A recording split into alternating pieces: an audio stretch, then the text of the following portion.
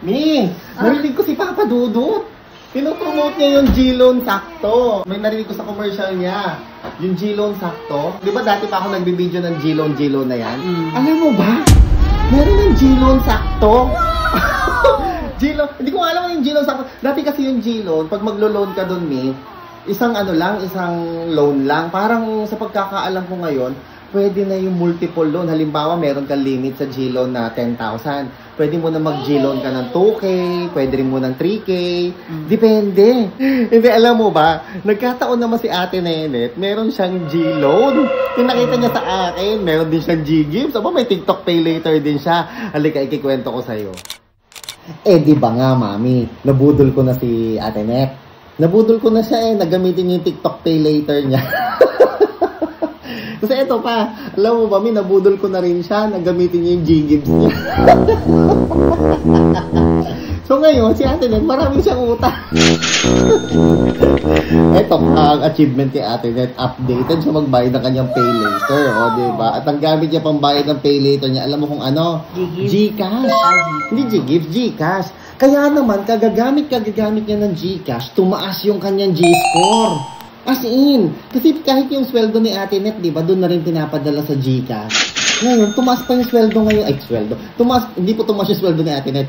Ganun pa rin. Alam mo, tumaas yung G-score niya. Nagulat na nga lang kami. May offer sa kanya na G-Gives, ay G-Loan. Nalilito na ako sa mga GG na yan. Eto ka. Pinakita niya sa akin na pwede daw siya mag-borrow up to 5,000. Sabing ganon. Ngayon, sabi ko, Ate Net, hindi pa yan yung exact amount na pwede mong i-borrow. Kailangan mong gawin, Ate Net, mag-click ka, mag-get started. Activate namin, Mami. Alam mo, pag-activate namin, nilagay niya yung... Madali lang kasi mag-activate ng G-Loan Sakto So, pagka meron ka ng offer, i-click mo lang yung G-Loan na yan, yung activate now, get started.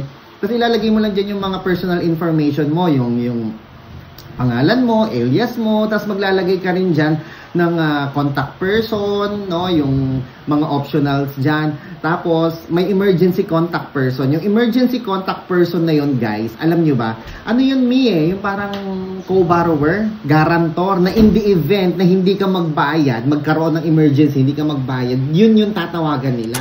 So, ito po, no, sa 5,000, 9 months to pay at siyam na buwan babayaran 756 lang kada buwan. So afford po ito.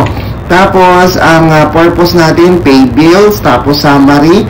Ito ang loan amount 5,000. Meron pong 3% na processing fee o 150. So ang matatanggap na lamang natin ay 4,850. Get this loan.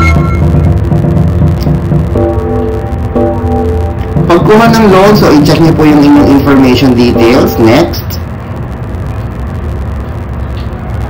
Okay, so dito ilalagay na yung iba pang details. Nickname, yan, palagay na lang Ate Net. Tignan mo ha, doon sa 5,000 niya na hiniram, meron lamang na 150 pesos na processing fee, Mami. Kamura! 150 lang yung processing fee ng 5,000. O, diba? Kasi ito ka, 9 months to pay. O, diba? So, talagang flexible siya. Kaya ang ganda talaga ng na to, features na to. Sabi ko, Ate Net, sige pa, Ate Net, utang ka. So, ayun, kayo din guys ha, kung may katanungan kayo sa G-Loan, just comment down below, no? Just comment down below, may katanungan po kayo.